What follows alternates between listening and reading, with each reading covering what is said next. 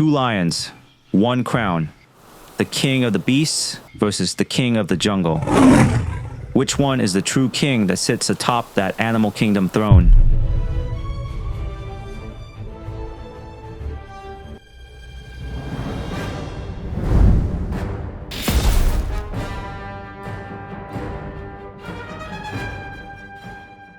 The mighty lions once ruled from Africa to India and even into Europe.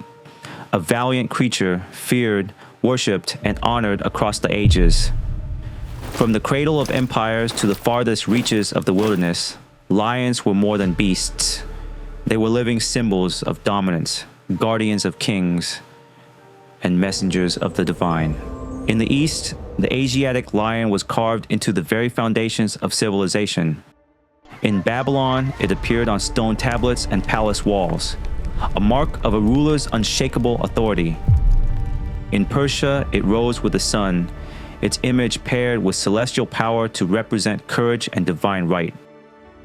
In India, it became immortalized in the Ashoka pillar, chosen to represent law, justice, and moral authority. Even today, that same lion crowns India's national emblem. Far to the south, across the endless savannas and deserts, is the legendary African lion. To the people of Africa, it was both rival and guardian, respected as the fiercest of hunters, feared as a spirit of the wild. When Rome extended its reach into northern Africa, this lion was transformed. No longer only a creature of the wilderness, it became a tool of spectacle, captured from the plains and dragged into the empire's grand arenas. Its strength and fury were turned into performance, where thousands would watch man and beast clash in a theater of blood and awe. It was in Rome that the destinies of both lions converged. Asiatic lions seized from Mesopotamia and beyond, and African lions shipped across the Mediterranean were both paraded through the Colosseum's gates. Their roars thundered through the stone walls, echoing like a storm across the empire. For the mighty Romans, the lion was proof of dominion. It didn't matter if it came from the eastern forests or the African plains. What mattered was the spectacle. To face a lion was to face death itself. To display one was to prove that Rome's authority stretched over men, beasts, and the farthest corners of the known world. Though they lived worlds apart, the Asiatic and African lions carried the same eternal role. One was the lion of kingship and divinity. The other was the lion of wilderness and empire. Together, they forged a shared legacy. Creatures feared, worshipped, and celebrated by civilizations that rose and fell. Their image survives in myth, in stone, and in memory. And even today, in the wilds of India and across Africa's plains, their living roar carries the weight of history. Today, both are considered lions of the same species, Panthera leo, but they're separated into two subspecies, African and Asiatic. An estimated 20,000 African lions still roam the savannas of Africa, but their numbers have fallen by nearly 45% in the last 20 years, lost to habitat destruction, human conflict, and poaching. Roughly 700 Asiatic lions remain, and every single one of them are located deep within the Gir forest of India. One outbreak, one fire, and 100,000 years of history is gone. African lions can weigh up to a staggering 500 pounds and stand up to 4 feet tall. They can stretch up to 10 feet long from nose to tail. Thick manes cloak their head, chest, and shoulders like royal armor on a knight. The African lion is armed with 4-inch long fangs built to pierce hide and crush bone, and lethal claws that retract like switchblades, each as long as a man's finger. The king of the beasts is an uber specimen and ruler of his domain, while the Asiatic lions are leaner, usually weighing between 350 and 420 pounds. They are shorter and have a visible belly fold. They have sparse manes that make them look almost like adolescent teenagers compared to their manly mane cousins. Their fangs are about 3.5 inches, but their claws carve just as deep. built for ambushing in the thorny forests of India. African lions form massive prides, up to 30 strong. Females, cubs, and dominant males. They hunt together, raise cubs together, patrol territory as one. Asiatic lions are more solitary. They form smaller groups. Males and females live apart and only meet to mate. While India's Gir forest is harsher, drier, with smaller prey. Too many lions together would mean they would all starve. African lions lie by roads, basking in full view, confident, untouchable. Asiatic lions disappear into brush, quiet, elusive. Both are mostly nocturnal. They come alive when the world goes dark. African lions roar thunder across the plains, their voices heard from 5 miles away.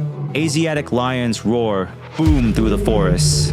Their voices are raspier, shorter, 2 different tones. Same message. This is my kingdom. Fuss around and find out. African lions are powerful hunters that hunt in teams. They flank. They sprint. They drag down prey as one. Zebras, buffalo, even towering giraffes, and sometimes even elephants succumb. It's brute strength powered by numbers. Asiatic lions, they hunt alone or sometimes in pairs. They stalk, they slip through the brush, they ambush deer, wild boar, and antelope. It's silence over strength, precision over power. But as the climate changes and the heat rises, drought, wildfires endanger what is left of these 2 kings' habitat. Climate change is rewriting the rules of the wild. African savannas are drying. Prey migrations collapse. India's forests are heating. Water runs scarce. Wildfires grow stronger. Habitat destruction moves faster than conservation. Every road, every farm, every mine eats away at the lion's throne. Losing these magnificent creatures would be a devastating blow, not just to the wild, but to humanity itself. Because the lion, its power, its image, its roar, has sat atop the crowns of kings and leaders for thousands of years, helping humankind carve its place into history through its symbol of royalty and power. And their legacy runs even deeper. For over 30,000 years, lions have lived not only in the wild, but in our imagination, painted on cave walls, guarding temples, woven into flags, crests, and emblems of nations.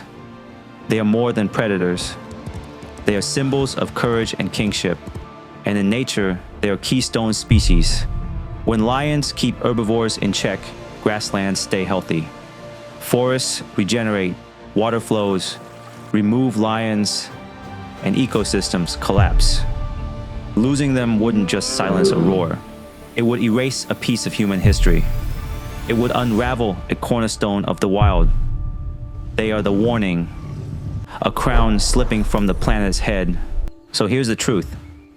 This battle isn't African lion versus Asiatic lion. It's humanity versus extinction.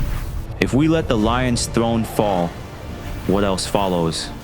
Elephants, rhinos, oceans, forests, global warming, and habitat destruction are relentless. They burn through everything. But lions give us a choice, because if we fight for them, we fight for the land. We fight for the prey, the water, the climate, and ultimately, we fight for ourselves. One lion still roams the open wild. The other clings to a forest on borrowed time. Both are kings. Both deserve thrones. And if their roars fall silent, so does a part of us. So I ask you, will we be the generation that lets the crown slip, or the one that fights to keep the kings alive? If you believe both these kings deserve to walk the earth, hit that like button Subscribe to help us share their story, and drop a comment. Which lion would you fight for?